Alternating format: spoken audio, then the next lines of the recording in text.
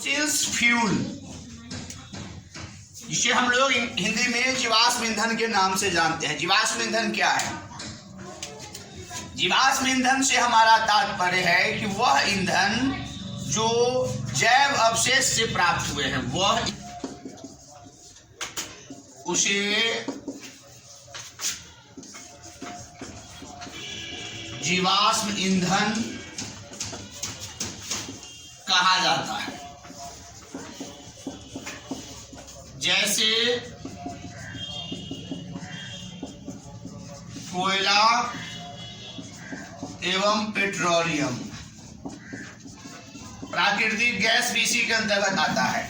तो जैव अवशेष से क्या तात्पर्य हमारा है? जैव अवशेष का मतलब है कि वह पदार्थ जो कभी जीवित था, आज से बहुत पहले वह सजीव का रूप था और किसी कारणवश वो समाप्त हो गया, उसकी मृत्यु हो गई और धीरे धीरे उसमें परिवर्तन आया और परिवर्तन आने के बाद आज दूसरे रूप में विकसित हो गया है और उसका उपयोग हम लोग ईंधन के रूप में करते हैं। जैसे कि कोयला, कोयला हमारा जीवाश्म ईंधन है और पेट्रोलियम भी जीवाश्म ईंधन है, प्राकृतिक गैस भी एक प्रकार का जीवाश्म ईंधन है।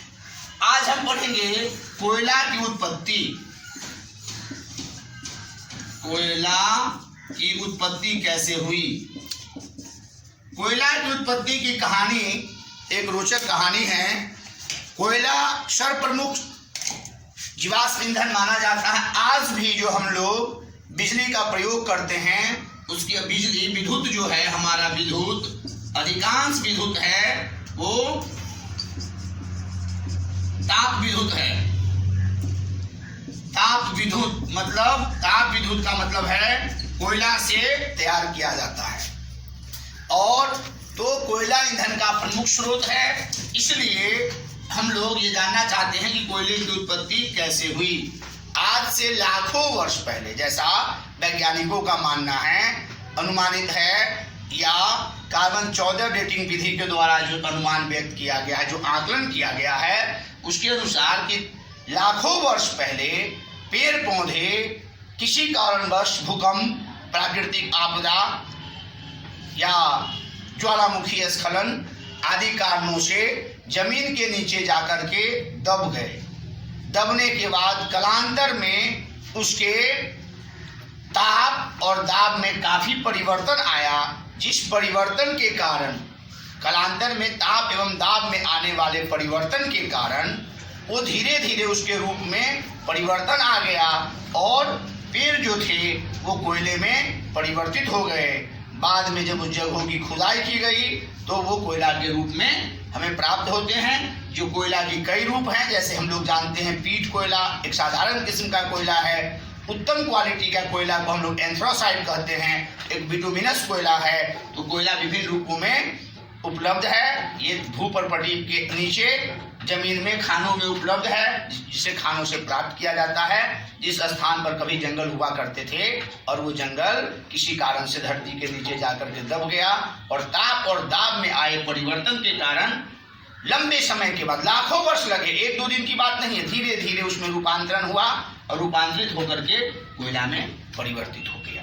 तो ये हम लोगों ने देखा है कि जीवाश्म ईंधन जो हमारा कोयला है उसकी उत्पत्ति की कहानी कैसा है। और आज जो अगला है वो पेट्रोलियम।